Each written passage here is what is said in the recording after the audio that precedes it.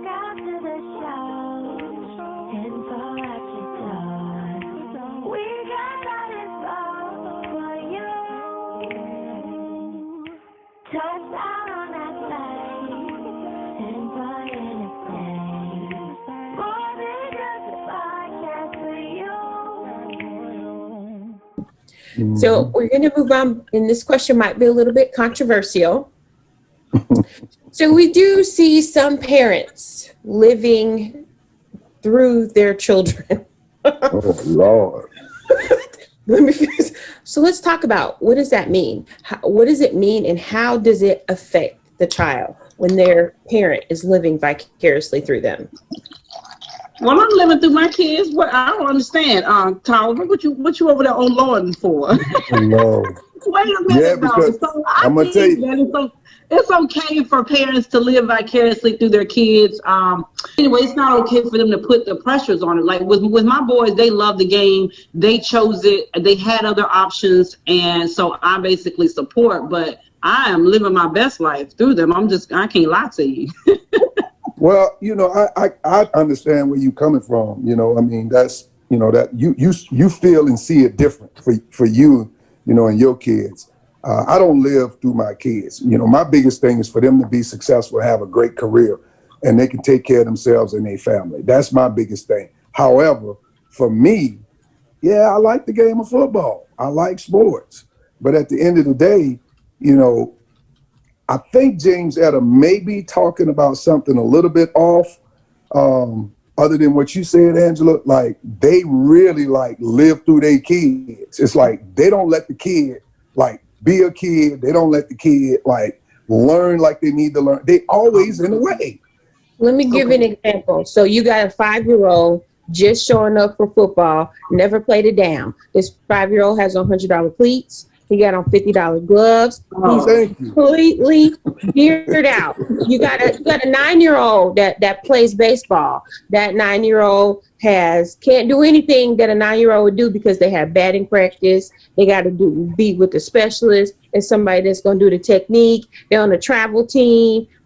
Literally, I know someone whose child is on 3 different travel teams of baseball. Plus, he has batting practice. Plus, he has a one-on-one coach. Like, that's what I'm talking about.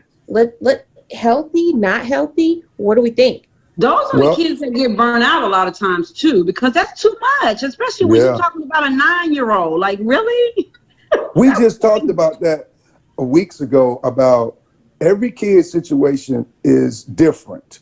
And you have to, as a parent and a coach, you have to understand that, okay, can this kid really handle that stuff? And I think sometimes people take it too far. They got to have fun. They're still kids. Let them grow mentally and physically. So, yes, it's too much. I think it's too much. I exposed my kids to it, but I didn't push it to the degree where I'm going to buy $500 cleats and all this other kind of stuff. I'm trying to figure out if the dude really want to play this stuff. Absolutely. I think you deal with a lot of parents. They seek status through their kids. Yep. And so, the ability to buy cleats in some communities creates a sense of status that somehow I'm better than you because I've got the money to buy cleats, or I got a kid who's playing running back and your kid is playing center, so somehow my kid's better than your kid. And that's kind of how I see it more sometimes. The downside of it, the negative side of it, is the status seeking parent. The parents that just have more resources than they know what to do with and want to spend it on their kids, I don't understand that either, because it just creates an entitlement mentality that is another problem. But this question, I'm a guy who didn't achieve my potential in athletics because I made some poor decisions late in my high school career. So I ended up, having to deal with the fact that I'll never know what I could have been because I made poor choices. So I choose to coach, and that's maybe how I'm living through my vicarious effort, is through that, is trying to help kids avoid making the same type of bad decisions, so that they can reach their potential. Getting cut is easy. Quitting is the worst. So, it doesn't seem like it's easy getting cut, but in the long run, then at least you know you weren't good enough. But I think, I don't know. I see the status side of it as negativity, and I see the dumping of money into this. I mean, like baseball is ridiculous. James, the example you described of a young man or girl playing baseball is just over the top. It's totally unnecessary, and to enjoy the sport. Last time I checked with a local softball coach, it's about a $10,000 to $12,000 a year budget for your daughter to play high school softball a year. Damn. That's crazy. That's true. That's insane. That's true. I just think you made me think. So, like at the high school that my son graduated from, first of all, we didn't play baseball. We tried it once, knew it wasn't for me. But their equipment, just their season equipment, was like $2,000. Yeah. And then their spring break, they knew that they were going to spend that somewhere in Florida. So that was another few $1,000s because you got to travel, you're going to be there for a week, you got all of the fees. Like it is and that's not including like he would have them at school like at 5 a.m. doing P90X because he wanted them. I'm like, serious, like before baseball season even started. So I think about this question a lot because I'm in the community where baseball and soccer and football here, and the fourth is basketball, like it's consistent. It's become all year round, and kids don't have an opportunity to just be. And you know what? That's one of the things that we're facing too. We primarily deal with high school athletes for the most part, but I am never, especially with younger kids, when you're talking about elementary and middle school age kids at the rec level, I think that kids should be doing just a multiple realm of, I don't believe in the year-round thing. Track got to be that way, you know, as my son was kind of transitioning out of it. But I think that other sports also enhance, you know, the sport that, you know, maybe they eventually end up picking. But I just think, you know, right, when you are on a year-round thing and that's all that kid is doing, I just don't think it's healthy personally. I always advise against it. You know, in high school, you got the fall sports, you got the spring sports and things like that. And so we always advocate for our athletes to participate in different things. And for one, my younger son, the receiver, he wrestled, but him being a wrestler made him also be able to play on both sides of the ball in football. I remember him tipping a little bit, and my husband was like, oh no, we got to put him in wrestling or something because he's scared to get hit. But at the same time, what he learned from becoming a wrestler, he got more aggressive. He was more, you know, after the ball, you know, when he played on both sides of the ball. So there's a lot of characteristics and traits and training that, you know, you can learn that's going to make you better. And then when you just say one sport, I just think it's a disservice to the child. And it also, I feel like, can lead up to that burnout where the kid is just, they don't want to do it anymore when that's all you're doing.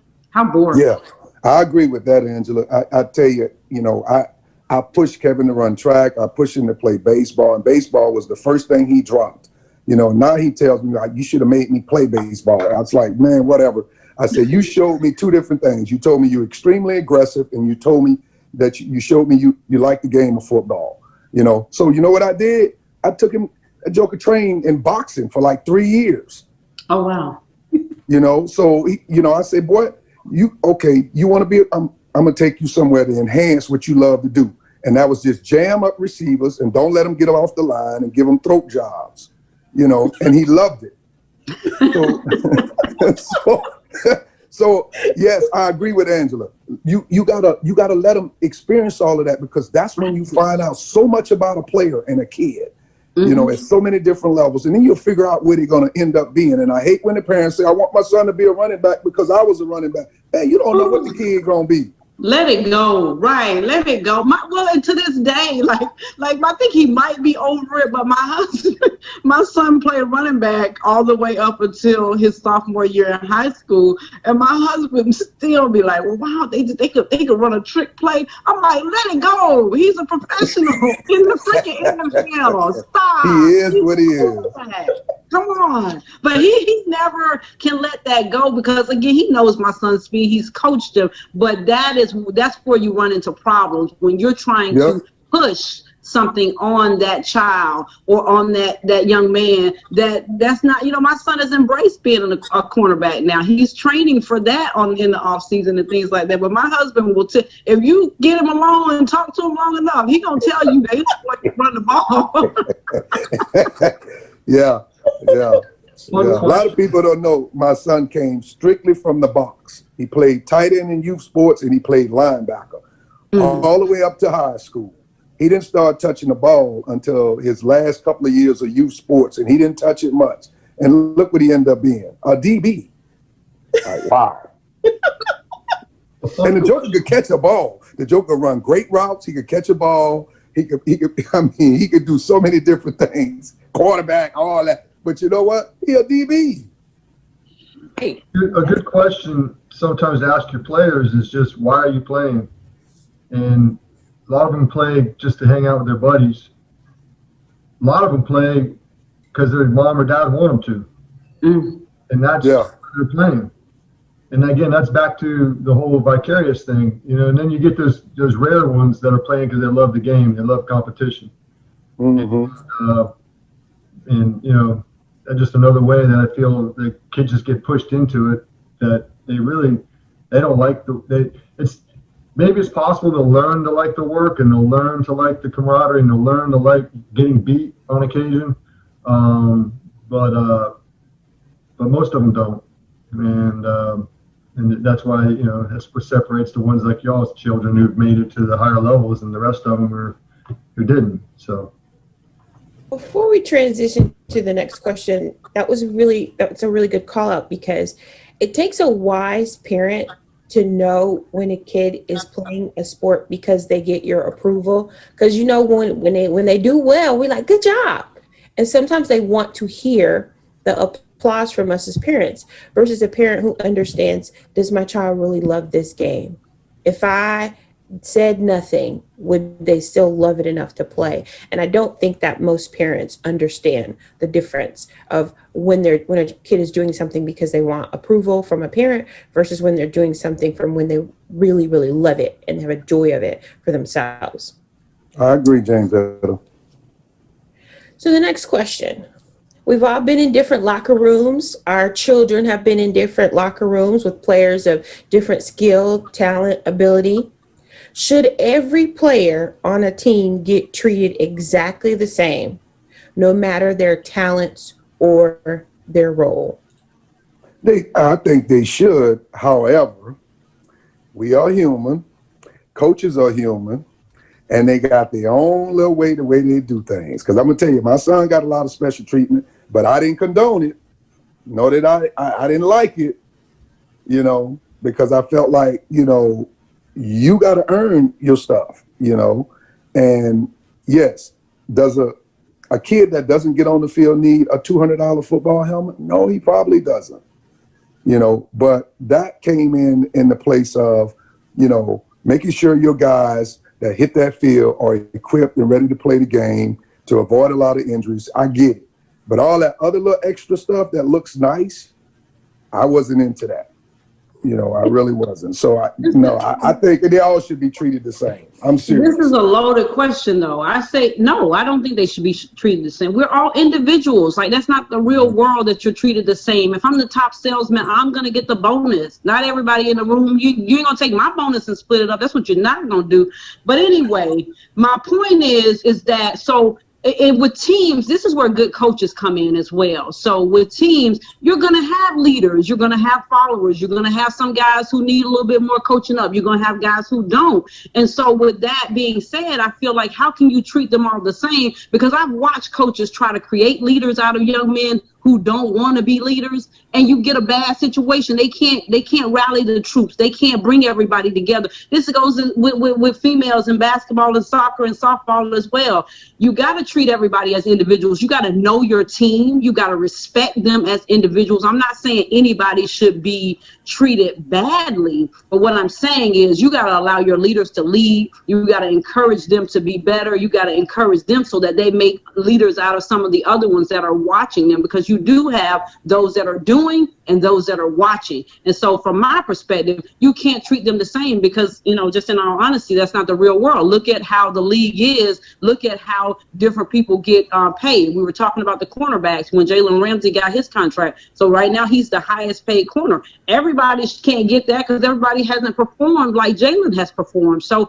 I think it definitely needs to be based on the individual, their performance, and so on and so forth. But a good coach is never going to allow anybody else on the team to feel as though they're less than because they're a part of the team. But at the same time, everybody on the team can't be a leader. That's why we have captains and so on and so forth. I agree with that, Andrew. But what I'm saying is that there's a process every day that a coach go through with his players. And yes, that's where I'm coming from a coaching perspective. And a parent, I can't do what I can't do for the other. I'm just keeping it real basic on the ground, the standards, how we all process stuff, how we all move with stuff. Now, when you start getting into who's outperforming one another and they are leaders and all this other extra stuff, well, they have taken the opportunity to separate themselves from the rest of the players. That's nothing a coach did. That's within a kid. Well, Kevin, you said what it is within the kid, though, Kevin. But at the same time, it's okay. So take my two boys, and you got boys as well. So one of them needs a little bit more encouragement than the other one. It doesn't mean that one that needs a little bit more encouragement, I can't treat them the same, though, is what I'm saying. The question was, should everybody be treated the same? And I feel like you have to be the judge of that. Like I have to use my judgment as a parent to know, okay, I might have to coddle this one just a little bit more, like not enough to become a crutch for him. But you see what I'm saying? I think we're in agreement. But when you talk about giving somebody something, when you talk about somebody having a $200 helmet as opposed to somebody having a $50 helmet, I'm not even going to speak to that because I think that happens. But again, it's happening. That's what happens in the real world. Somebody gets the $200 helmet and somebody gets the $50 helmet. It is what it is. But there's still a standard. So that's why I gave an example because I wanted y'all to understand me. What I take as treating them all the same. I already know it's going to be separation down the line. You know why? Because every kid's different. But as a coach, like there's still a standard that $50. You're not going to get killed if you wear it. You may not want to wear it all the day, but I look at it as there's always going to be standards. And then above or below that is where the judgment comes in, Angela. Right. Like, you're going to be on time. There's no real exception to being on time. You're going to respect the referee, the teachers, etc. That's really kind of non-negotiable. But then there's other things beyond that we're going to have to deal with, and the better players or somebody else may get a break versus somebody else who's right. I like that approach. I think really strict rules and strict kind of policies for players will get you in a bad place. It'll get you stuck if you're, but I always think there's got to be a minimum standard for certain things that define you as a coach or you as a leader. And then the rest of it is going to be, kind of case by case. Okay. We all on the same page. We all good. We all on the same page. We say it and do it different. That's all. I'm going to say this because I've been trying to think in my mind how to put this correctly. It might not come out right. Don't shoot the messenger. Yeah, there's three of us too. Be careful. No, this is me from personal experience. So I think that when I hear this question, I think about one of my son's coaches who didn't respect the way that my son led. Like my son is not a yeller. He's not. That's not because of our family background. He's not a yeller at all.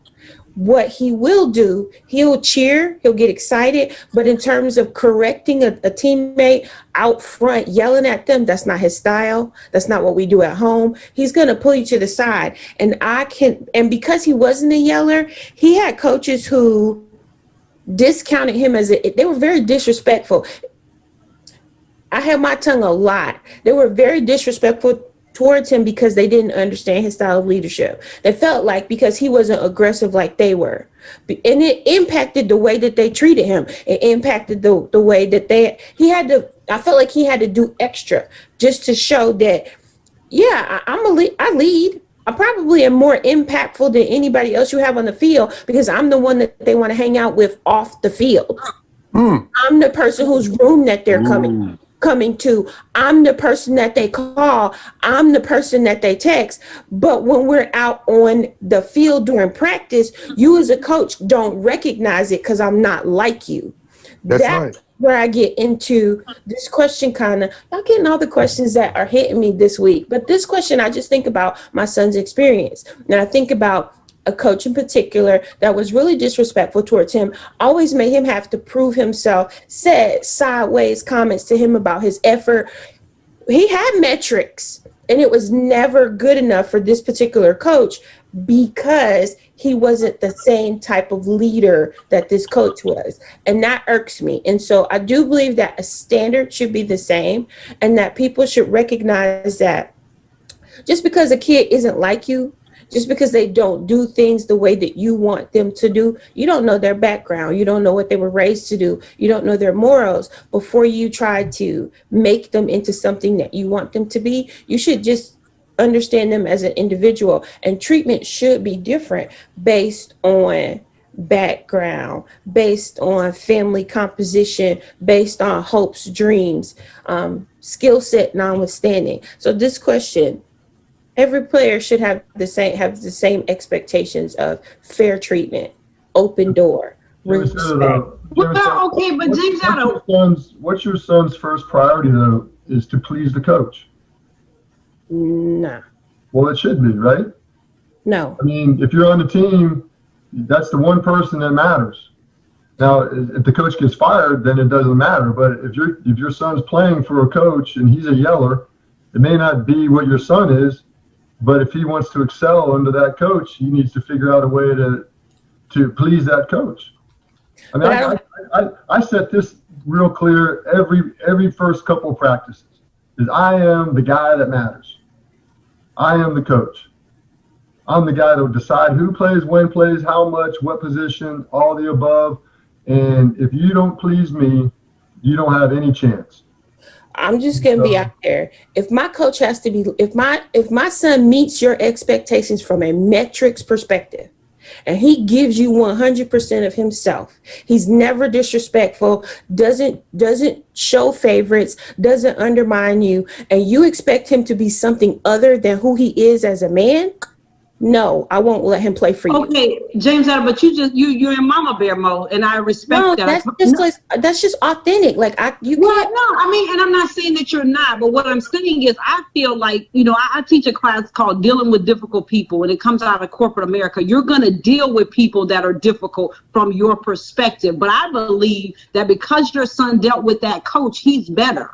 I do believe he's better because he dealt with somebody who didn't respect who he was as a person or whatever. I guarantee you he probably did make some adjustments. He probably didn't like it or whatever, but I feel like he's better. And I agree with what Kevin says. It does matter what your coach. All of my sons have been cussed out by their coaches, have been told, and I know my boys, they give 100, they give 110. And so, but at the same time, we can't, as parents, interject. We've got to allow them to be men. We've got to allow our young ladies to grow up and be women. And I do believe in those situations, the young man or the young woman comes out better on the other side. They may not like it because, again, growth is painful. You don't grow in complacency. When you're the same and nobody challenges you, I had to teach this to my 17-year-old the other day. She was like, well, he always takes off 3 points for this. She's getting a 97. And I said, well, you don't learn anything when you get 100. So the 3 points that he took off, you need to go back and look at it. You need to go back and make sure you've got the understanding. But at the same time, I believe that our kids, our young men and our young ladies are getting better by these challenges. And one other thing, real quick, James, that's different. You've chosen the word respect a lot, and that's an important word when you're in a coach environment. I mean, I believe a coach's only job is to help people reach their potential. And they have other agendas going on. Well, then, you're right. You may be in the wrong place, and that may not be an effective coach. But I'm going to use all means necessary for the people who play for me to try to reach their potential where they are. And if it means poking people, making them uncomfortable every now and then, trying to see how they respond, if it gets interpreted as I'm disrespecting them, because I'm not letting them settle, perhaps, and I know that's not necessarily what you're saying, then, that's just, it's kind of like LeBron James saying he wants respect. And that could be another question someday for this thing. I mean, that is the silliest thing for that gentleman to be acting like he needs respect, but he feels that way for some reason. But anyhow, I don't mean to get off on that, but I just feel like as a coach, we're not perfect and we'll make mistakes, and, we make too many mistakes, we lose our jobs. But every now and then he may have saw something in your son that he was just trying to, or she was just trying to get out of him. And I think that there's difference between motivating somebody and then disrespecting somebody because they don't handle a situation the way that you were. And that was what we had. Like, if you're not at your core a yeller, then you ain't got to be one. If you're not, that's the problem that I have. So let me ask you this, James. Was he a player or was he was like an assistant? The coach that my son was dealing with? No, your son.